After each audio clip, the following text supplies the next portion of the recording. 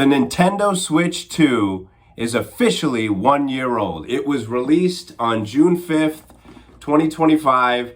It's officially been out for a year. And that first year absolutely sucked. And I'm going to explain why.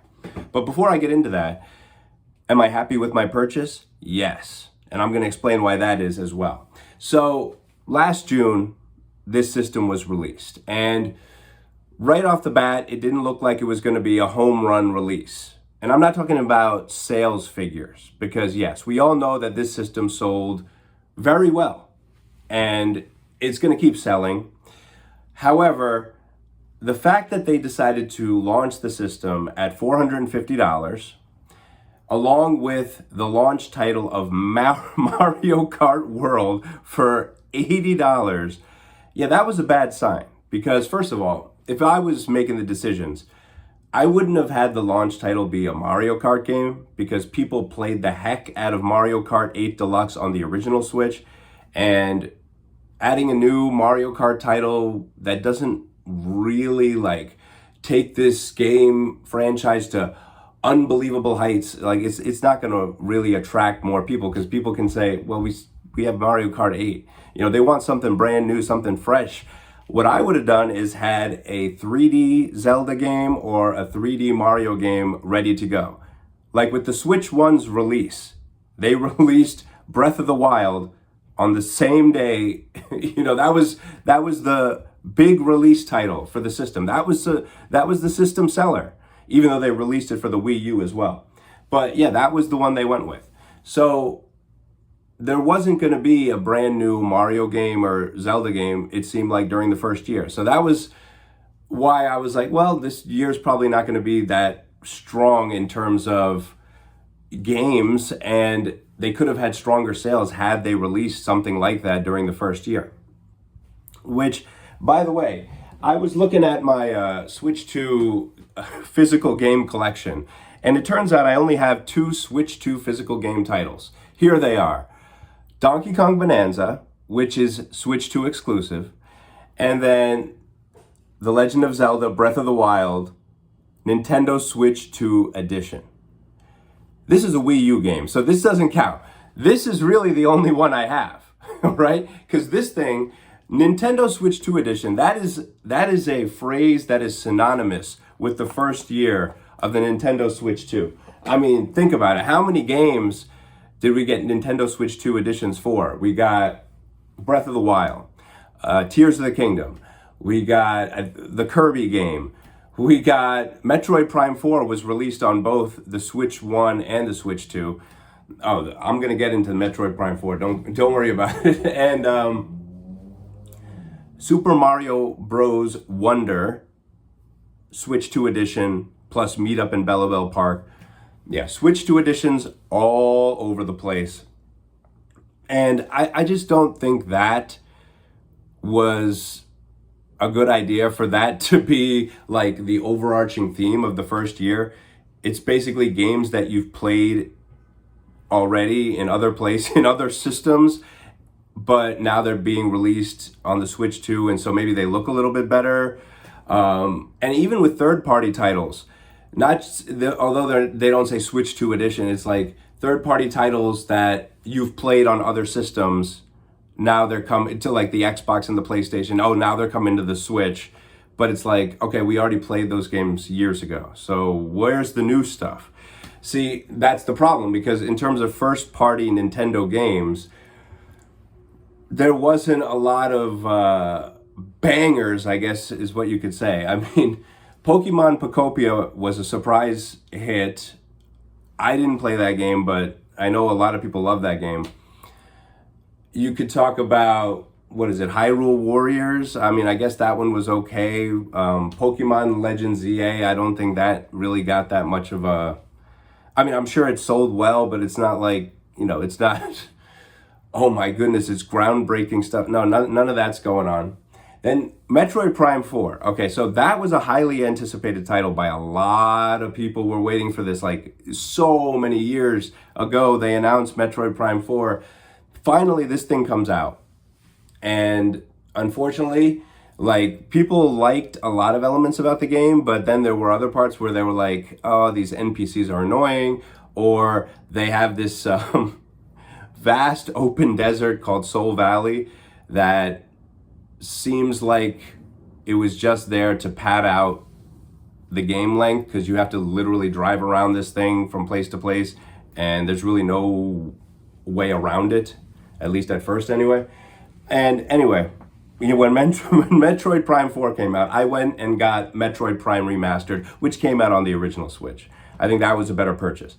But here's the thing, it's like, all these Switch 2 editions doesn't make people excited about the system. Because if you have a Switch 1, or in the case of Breath of the Wild, if you have a Wii U, I mean, you're not running out and getting the Switch 2 edition of Breath of the Wild. So I didn't own Breath of the Wild. That's why I got the Switch 2 edition. And by the way, the only reason I got a Switch 2 is because I never owned a Switch 1. See, that's one of the main reasons I went out and got it during its first year, is because, a lot of people have the Switch 1 and they're not in any rush to upgrade, because the game library for the Switch 2, as I just showed you, is not really large yet in terms of having like banger games. Even with my digital titles, I just checked. I don't have any Nintendo first party Switch 2 exclusive titles digitally either. So really, it's Donkey Kong Bonanza is the one Nintendo first party release exclusive to the Switch 2 that I have. So that's why people with a Switch 1, if I had a Switch 1, I wouldn't have rushed out and got it, probably. I don't think I would have upgraded that quickly. But here's the thing. The other reason I went out and got a Switch 2 is because I know this is probably the cheapest it's going to be, $450. Because Nintendo recently announced they're going to raise the price to $500 this year. And it could be even more expensive later on. And also, when I bought the system, I got it on an 18-month payment plan with no interest. So I got a really good deal. That's why I went out and got it. Now, the system itself is great. I mean, it's a very cool piece of hardware. I mean, anybody familiar with the original Switch, here it is. This is the Switch 2. Just so you can see the size of it. If you don't have it yourself, it has a nice durable hinge on the back, unlike the original Switch.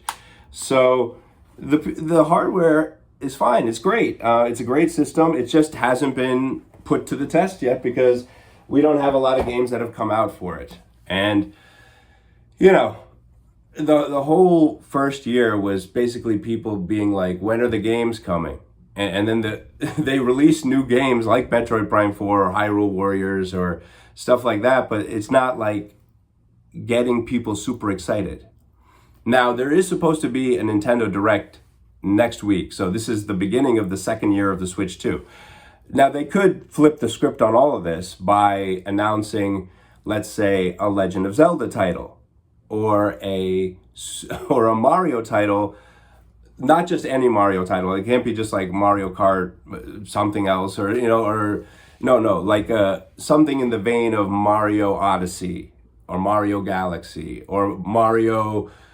Well, I don't want to say Mario. The 3D Mario games. Okay, that's. I was going to say Mario Sunshine, but by the way, they still haven't added that to the GameCube Classics section on Nintendo Switch Online. I'm mad about that. This thing's been out for a year, this system. It should have been added already. But yeah, there is, there's another problem. Super Mario Galaxy, they came out with the bundle for $70 for those two games, which came out an eternity ago. Overpriced games. Re-releasing games from such a long time ago for such a ridiculous price. That makes people mad. It's like Pokemon Leaf Green and Fire Red. They released that not just for the Switch 2, also the Switch 1. And I think that was $20 for one of the versions. Yeah. So, the amount of overpricing going on also makes people reluctant to buy new games. I can tell you that, just this year alone, I want to play the new James Bond 007 game on my Xbox, but I'm not paying $70 for that. I want to play Legacy of the Dark Knight, the Lego Batman game that just came out. I'm not paying $70 for that. So I'm more picky about what games I'm willing to pay for. It's got to be great for me to pay that much money for a game. Now I'm expecting, see, here's the thing, The Legend of Zelda that they're probably going to announce next week is probably a remake of Ocarina of Time, which I believe in one way it's great because that's one of the most popular, critically acclaimed games of all time. But is that a system seller? Is it? I don't know. I mean, people love the game, but it's not a brand new adventure. See, that's the problem. I mean, it would be cool if they announced the remake and that they're working on a new Zelda title or something. But Ocarina of Time remake, will it really boost the popularity of the system? I don't know. If like, you need to do something brand new to push people to buy the system. Donkey Kong Bonanza is an example. This is an exclusive title. So if they do announce a new Mario game exclusive to the Switch 2, okay, now we're talking. If that comes out this year, or, well, hopefully it's this year, but even if, I guess next year, if they can just at least say they're working on a Mario title, that might change things around. But yeah, I mean, it seemed like Nintendo had a lot of unforced errors with the release of the Switch 2 system and just not having a lineup of games that's really going to entice people to buy the system. Then there was the game chat thing, which, there's a dedicated C button on the controller, and, I don't even use the the Joy-Cons that come with it. I use this third-party controller just because it's more comfortable, and everybody knows the stick drift thing. Why didn't they fix that? That was another thing. The Switch 1, one of the main complaints is that the joysticks, eventually they, well, I don't want to say break, but they're no longer usable because of stick drift, because of the way those Joy-Cons were constructed. Now, with the release of the Switch 2, they could have fixed this problem and put in joysticks that don't have that issue. But they didn't. They just went with the same stuff as before. So now people are going to be experiencing stick drift again, and that's why somebody like me is just, I don't want to deal with that, so I'm just going to go and get a third-party controller that actually has durable joysticks. So again, a lot of unforced errors by Nintendo. I think, there seems to be some people at the top of Nintendo that are totally out of touch.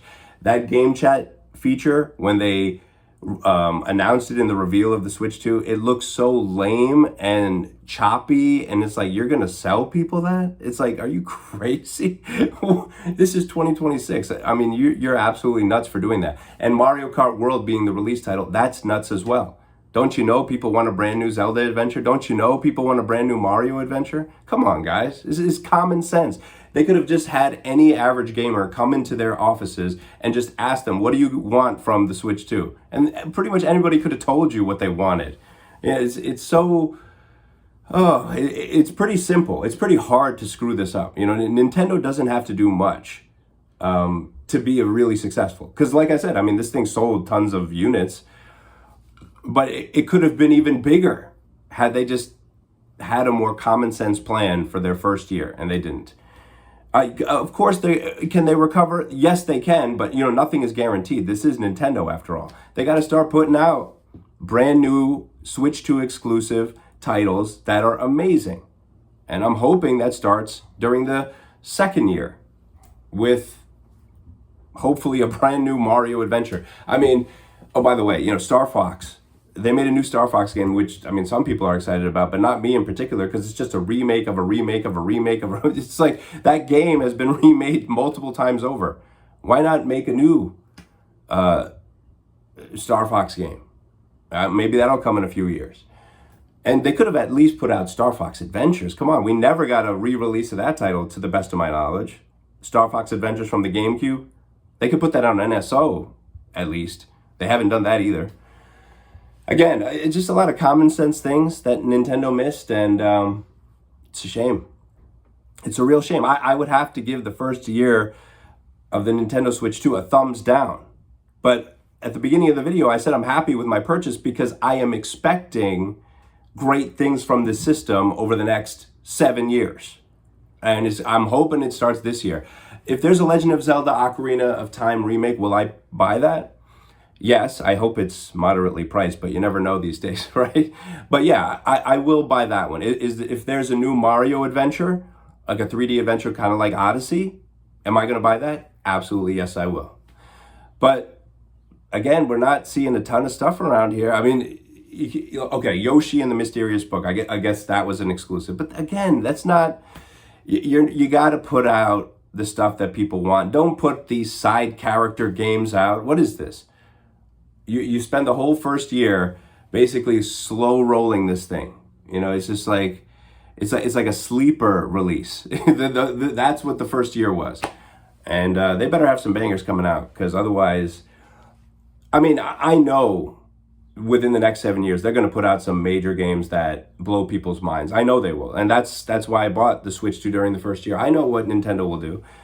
It's just a shame that it wasn't a Grand Slam Grand Slam first year, because it could have been. And they just freaking dropped the ball. Thanks, Nintendo. You better have some good stuff on the way.